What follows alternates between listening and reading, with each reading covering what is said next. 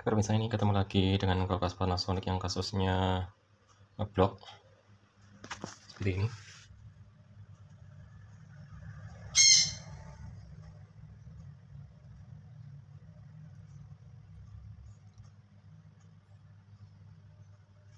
Dan nanti saya akan buatkan tutorialnya bagaimana cara mengatasi apabila kita menemukan kulkas Panasonic yang menggunakan modul di sini ngeblok. Jadi untuk kerusakannya itu tidak pasti, nanti kita akan ukur-ukur semuanya. Kita ukur mulai pertama bios kita ukur, terus heater kita ukur, dan selanjutnya kita ukur-ukur semuanya, jalur-jalurnya apakah ada jalur yang tidak koneksi, dan yang terakhir kita ukur ini termistornya, nanti kita ukur. Tadi sudah kita ukur termistor normal ya, dari 0,3 tadi baru saja saya ukur. Untuk yang lain-lain nanti belum kita review bagaimana cara pengukuran dan bagaimana cara mengatasinya. Dan kali ini saya lagi menangani yaitu dua kulkas sekaligus. Yang satunya kulkasnya hanya membeku sedikit bagian atas. Ini nanti penanganannya ini masih saya coba ya, kita isi freon apakah dia masih bisa merata untuk pembekuannya. Nanti untuk langkah selanjutnya cara penanganannya, kulkas seperti ini biasanya bocor di bagian kondensor, nanti kita ganti kondensor yang baru yang menggunakan kondensor 12U. Dan ini yang sering saya temukan khususnya kulkas LG ya, sering bocor bagian kondensor yang sering saya temukan. Dan ini sepertinya untuk reverse-nya sudah pernah diganti dengan teknisi, dan di sini barangnya masih ada. Dan dari belakang pun juga pernah ditangani teknisi, sepertinya sudah diganti filter ya. Mungkin ini permasalahannya bukan filter, dia hanya bocor di bagian kondensor.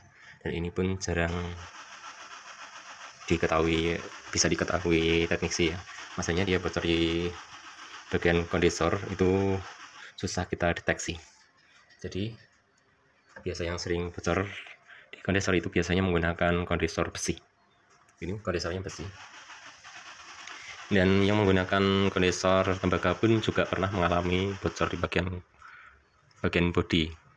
Kalau bocor bagian bodi itu bukan masalah menggunakan kondensor besi atau tembaga ya, tapi kalau waktunya bocor ya bocor seperti itu. Masalahnya saya juga seringkali yang menggunakan kondensor tembaga juga bocor di bagian kondensornya. Dan paling penting kita harus mengetahui kulkas yang menggunakan modul kasus-kasus seperti ini biasanya kerusakannya ada di mana. Di sini saya akan coba meraba heaternya ya, apakah masih ada heaternya. Heaternya masih utuh, nanti kita ukur aja. Dan biosnya di sini saya melihat kayak ada kosong-kosong di bagian sininya. Nanti kita cek aja apakah biosnya kebakar di sini. Nah, ini saya melihat kosong bagian di sini. Nanti kita ukur-ukur saja apa penyebabnya kulkas ini tidak bisa bekerja bagian heaternya. Bagaimana cara mengukurnya? Nanti kita ukur ini jalur ini ya, kita ukur jalur ini apakah nanti terhubung atau tidak. Dan ini yang satunya terhubung dengan steker, yang satunya dia akan terhubung dengan heaternya. Karena di sini kayaknya masuk salah satu heater, jalur heater masuk dalam bodi. Biasanya yang masuk dalam bodi itu terhubung dengan saklar ya, saklar di sini, saklar di pintu. Tapi tidak semua kulkas heaternya terhubung dengan saklar jalur pintu. Nanti kita ukur aja kemana arah heater, terutama kita cek-cek saja yang kelihatan di sini ya. Ini nanti langsung kita cabut, tapi kita cairkan dulu. Setelah kita cairkan nanti kita akan lakukan ukur keseluruhannya. Dan untuk perbaikan seperti ini tidak langsung diganti ya. Jadi kita ukur-ukur dulu, kita ketahui dulu kerusakannya apa. Setelah kita ketahui kerusakannya baru kita lakukan penggantian. Oke, sekarang kita proses melakukan pencairan dengan cara kita siram menggunakan air ya. Ini yang kita siram dulu menggunakan air, kita cairkan. Setelah kita cairkan nanti baru kita cari kerusakannya. Dan ini kita keluarkan dulu kipasnya.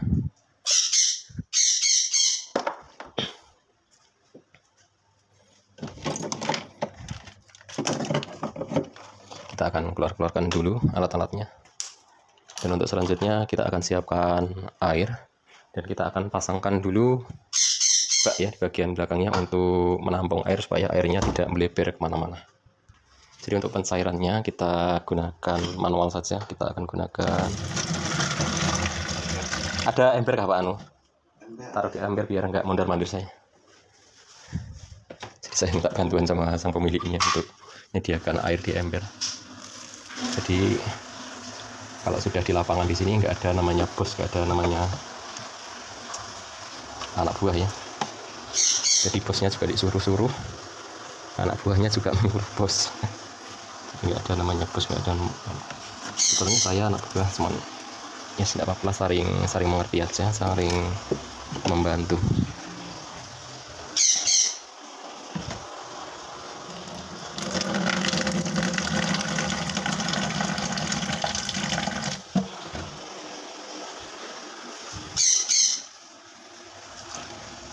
Jadi kita siram-siram aja seperti ini sampai benar-benar cair semuanya.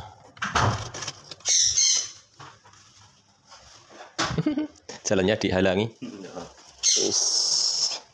Sudah disediakan air 1 ember gede. Kita pakai ini aja. Jadi untuk mencairkan di sini hanya kita siram menggunakan air.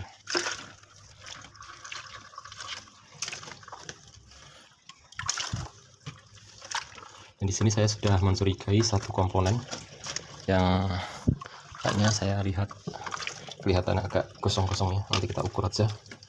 Kosong belum tentu rusak. Jadi untuk memastikan rusak atau tidak nanti kita akan ukur. Oke pemirsa, sekarang sudah kita cairkan es batu yang di evapnya. Tadi evapnya ini tidak kelihatan karena tertutup gumpalan es batu, dan sekarang kita akan cek semuanya seluruhnya. Dan di sini saya cari, saya belum menemukan fuse-nya. Fuse-nya biasanya mungkin di depan.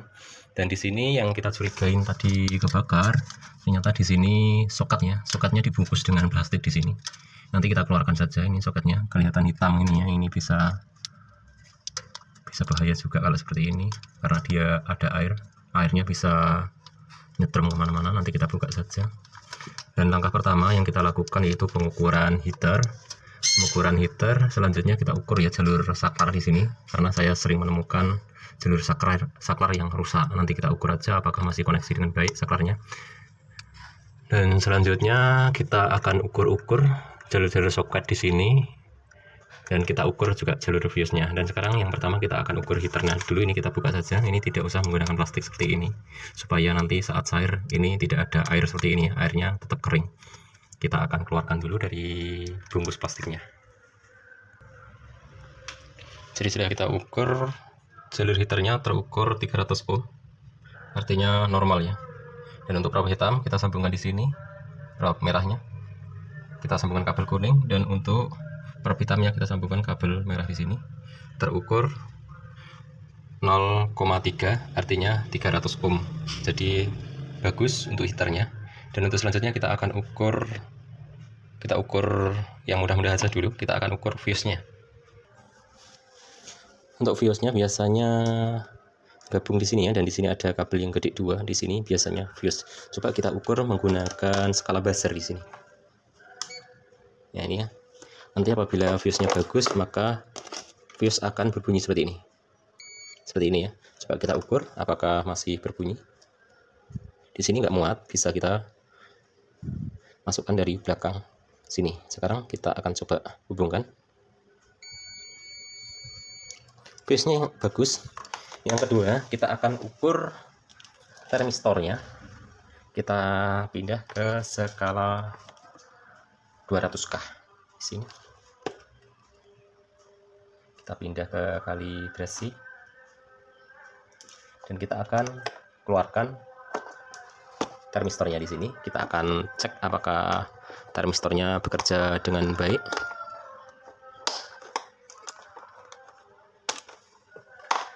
Dan kita ukur dulu sebelum kita uji dengan suhu panas.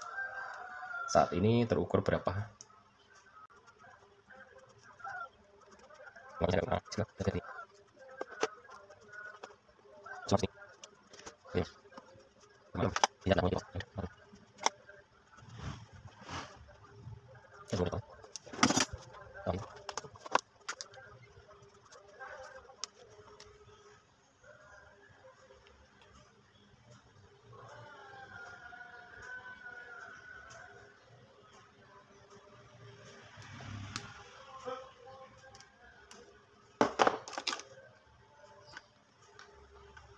seperti ini ya caranya ya.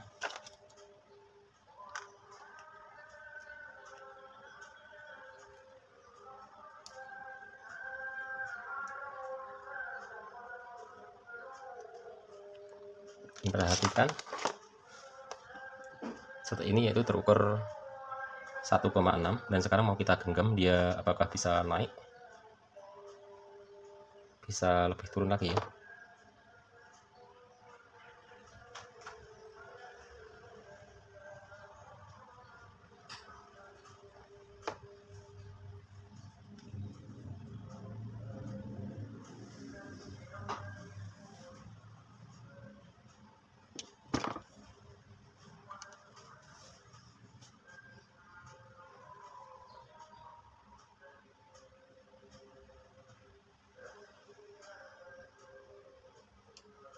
Jadi di sini untuk termistornya masih bergerak, artinya termistor masih normal. Apakah dia bisa naik hingga 20 derajat? Cara tesnya nanti kita akan ikat di bagian evaporator, apakah dia bisa naik ya. Apabila dia masih bisa naik hingga 20K berarti termistor masih normal. Sudah kita dinginkan termistornya, dia naik 11 kilo. Jadi masih normal untuk termistornya. Jadi kita dinginkan di evap ya di sini.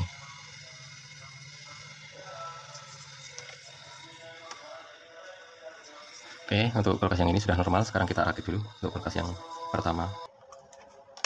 Untuk selanjutnya kita akan tes bagian jalur, atau kita coba langsung kita panaskan heaternya, apakah heaternya bisa panas.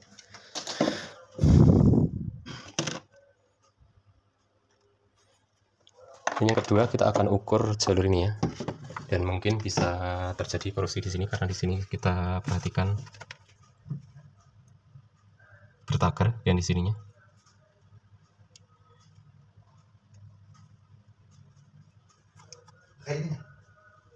Oh, ada tripod bagus. Jadi saya akan coba ukur aja dengan stekernya. Pemirsa, karena di sini soketnya sudah bertagar, mau kita potong saja. Jadi ini kita potong saja, kita sambung biasa saja. Karena bertagar ini bisa juga yang mengakibatkan kurang koneksi. Kita buang saja soketnya, langsung kita sambung.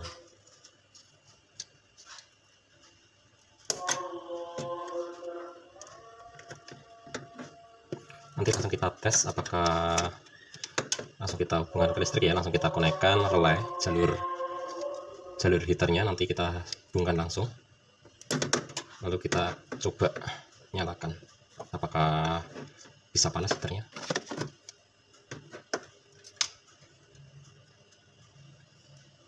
Aku yakin penyebabnya hanya di sini saja, karena disebabkan ini kita pasang selongsong bakar.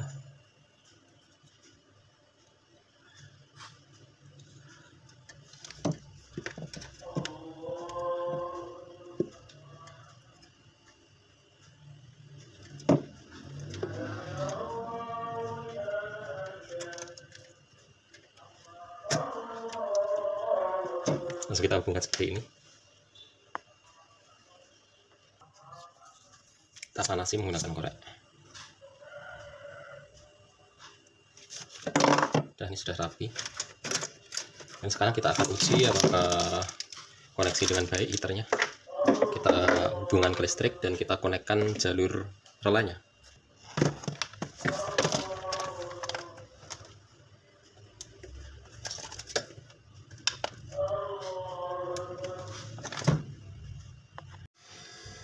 Oke, untuk heaternya di sini normal ya, 0,5. Dan ini kita jumper heaternya yaitu ke kabel warna pink, dan kita jumper ke warna biru di sini. Jadi ini heater sudah aktif, cuman kompresornya ikut nyala ya, karena kompresornya di sini diatur dengan modulnya. Jadi yang penting kita sudah mengetahui bahwa heaternya sudah koneksi dengan baik. Dan sekarang kita akan pegang heaternya.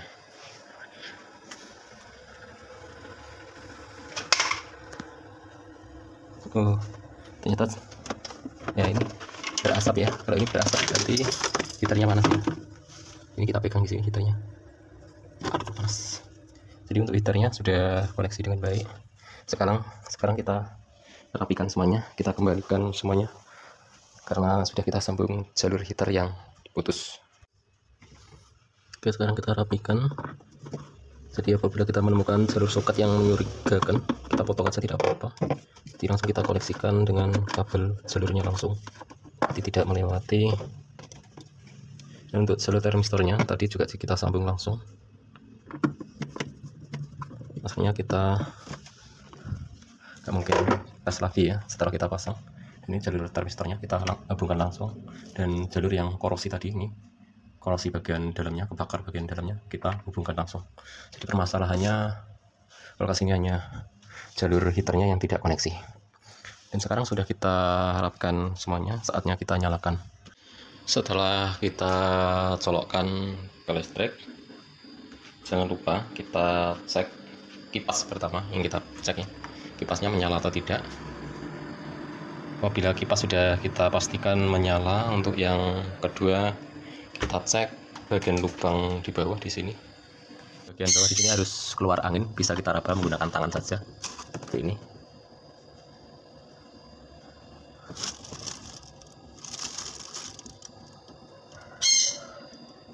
Jadi untuk meraba bagian bawah kita tekan ya di sini. Karena saya pakai tangan satu, saya akan coba tekan. Oke, sudah kita rasakan tadi, kita tekan di sini, cuman tidak saya rekam.